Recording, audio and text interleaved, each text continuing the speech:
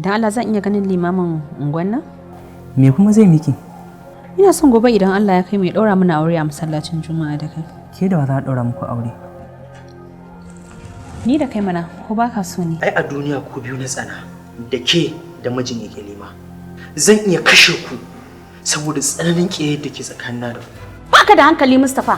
Ka san illan da ke cikin soyayyen da macen da ba ta son ka kuwa? Allah wajaran dan yau. Allah wajaran dan yau. They said marriage is a legal union of two hearts, but someone somewhere strike a balance to their relationship.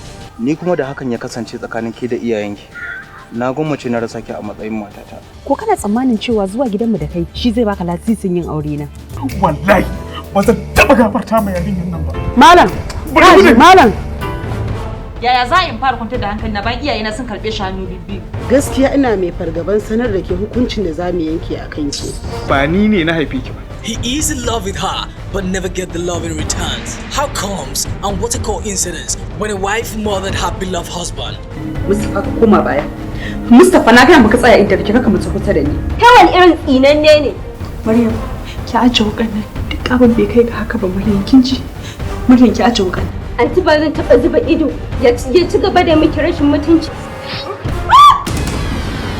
Me za ki min ne? Dan Allah ki mun kar ki kashe ni. Baka jin tsoron Allah ne? Idan har ba za ki goya min baya ba a game da soyayya ta da ilma. To kar ki sake samun baki.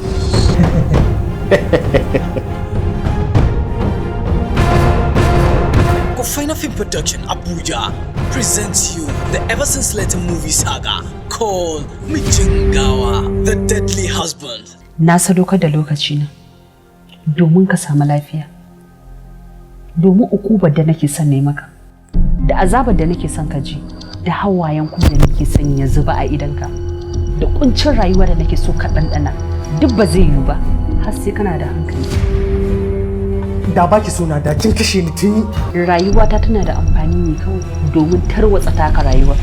Saboda idan har ina raye ban tarwatsa taka rayuwar ba, gaba ɗaya rayuwata ba ta da amfani. Starring Abubakar Waziri Bado, Salma Ahmad, Fati Washa, and the ever master of all in Kannywood, Ibrahim Mandori. Special appearance Ahmad Lobaboy, introducing the ever young, most active, hardworking stars of Kufaina, Suraj MK, and Balkisu Machija. Yanzu Nura idan na rasa kai a zan yi da rayuwata. Na faɗi ma ba za ka ji kunyan ba mu kunya ba. Executive producer Alhaji Bala Ma'azu. Me ka gani? Producer Alhaji Ado Garba. Assistant Director Ahmad Raki Kaka, and directed by the professional marvelous in Kannywood, Sadiq and Mafia. Ka fice min daga gidana. Ba na kaunar in sake ganin ka a rayuwata. Na tsane ka, ba na son ka, wani irin maye ne kai. Ka fita ka bani waje mana. Daga yau na miki alƙawarin ba zan sake zuwa gidanki ba, kuma ba zan sake tunkaran ki ba. Amma bisa sharadi guda ɗaya. Ki saka mijinki ya sake ki, ni kuma na aure ki. Kai dai an yi asaran haihuwa wallahi tallahi. Wallahi tallahi gwara in ga mala'ikan mutuwa sau miliyan 1 da in ga fuskanka. Saboda duk duniya babu abin da na tsana irin in ga fuskanka a rayuwata. Saboda bai kamata ba ka shigo gidan matan aure kuma a ga fitowarka ba a tambaye ka ba ko baka je islamiyya ba. Mijin Gawa, The Deadly Husband. Allah ya ji kan musulmi. Soon to be on your doorstep.